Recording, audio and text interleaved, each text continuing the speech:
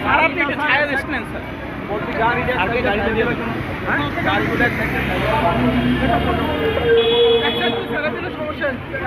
Control করা যায় না স্যার। স্যার আগের আন্দোলনে খেয়াল করছিলাম পুরো ওরা সব একসাথে আইসা করেছে একসাথে সামনে দিয়ে পুরো ওরা ওই পাশ দিয়ে ওই গলি দিয়ে বেরিয়ে গেল।